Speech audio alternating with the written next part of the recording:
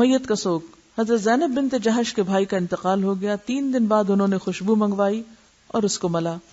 پھر کہا مجھے خوشبو کی ضرورت نہ تھی، مگر میں نے رسول اللہ صلی اللہ علیہ وسلم سے سنا کہ جو عورت اللہ تعالی اور قیامت پر ایمان رکھتی ہو اس کے لیے حلال نہیں کہ 3 دن سے زیادہ کسی میت پر سوگ کرے، سوائے شوہر کے جس کا سوگ 4 ماہ 10 دن ہے. ام عطیہ کا لڑکا فوت ہو گیا. تیسرے دن انہوں نے زردی منگوا کر ملی، یعنی ایک طرح سے کائنڈ آف میک اپ، اور کہا ہمارے لیے شوہر کے علاوہ کسی اور کی وفات پر 3 دن سے زیادہ سوگ کرنا ممنوع ہے. میت پر رونا، اگر میت کو دیکھ کے رونا آئے اور آنسو جاری ہو تو منع نہیں، اس لیے کہ یہ بے اختیار رونا ہے جو جائز ہے. نبی صلی اللہ علیہ وسلم نے فرمایا اللہ تعالیٰ آنکھ کے رونے اور دل کے پریشان ہونے کی وجہ سے عذاب نہیں کرتا، بلکہ زبان کے چلانے اور واویلا کرنے سے عذاب کرتا ہے، یعنی میت کو، خاص طور پر اگر میت کی اپنی مرضی ہو کہ اس پر چیخ چلا کے رویا جائے. نبی صلی اللہ علیہ وسلم نے فرمایا اللہ کے ہاں وہ صبر معتبر ہے جو صدمے کے شروع میں ہو، یعنی تکلیف پہنچتے ہی انسان جب صبر کرتا ہے تو اس کا اجر ہے. چیخ چلا کے واویلا کر کے خلاف سنت کام کر کے جب تھک جائے تو کہے اب میں صبر کر رہا ہوں تو یہ جھوٹا صبر ہے. حضرت عبداللہ بن مسعود روایت کرتے ہیں کہ رسول اللہ صلی اللہ علیہ وسلم نے فرمایا وہ ہم میں سے نہیں جو رخسار پیٹے یعنی منہ پہ تھپڑ مارے، گریبان پھاڑے اور جاہلیت کی پکارے، یعنی نوحہ اور واویلا کرنے والوں کا تعلق ہم سے نہیں. نبی صلی اللہ علیہ وسلم نے فرمایا میں بیزار ہوں اس سے جو موت کی مصیبت میں سر کے بال نوچے اور چلا کے روئے اور اپنے کپڑے پھاڑے. رسول اللہ صلی اللہ علیہ وسلم نے فرمایا اللہ تعالیٰ فرماتا ہے میرے مومن بندے کے لیے بہشت ہے جس کے پیارے کو میں اہل دنیا میں سے قبض کرتا ہوں اور وہ اس کی موت پہ صبر کرتا ہے.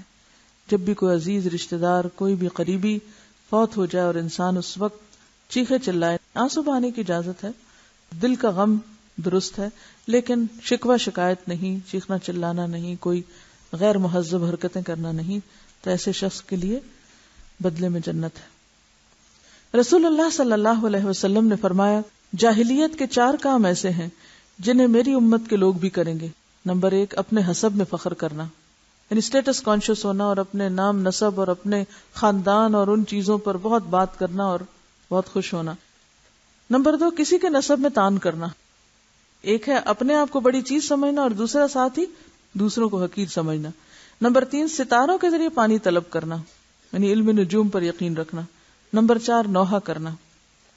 اور یہ بھی فرمایا اگر نوحہ کرنے والی عورت مرنے سے پہلے توبہ نہ کرے تو قیامت کے دن اس پر گندھک اور خارش کا کرتا ہوگا.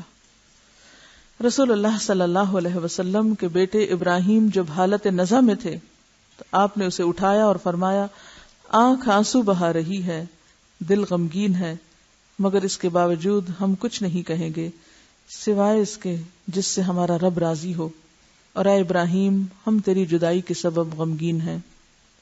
رسول اللہ صلی اللہ علیہ وسلم کا نواسہ فوت ہوا تو آپ کی آنکھوں سے آنسو جاری ہو گئے.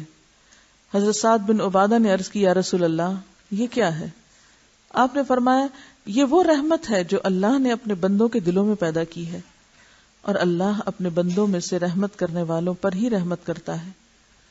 نبی صلی اللہ علیہ وسلم نے فرمایا جس عورت کے 3 بچے مر جائیں تو وہ اس کے لیے جہنم کی آگ سے آڑ بنیں گے. ایک عورت نے پوچھا اگر 2 بچے مر جائیں؟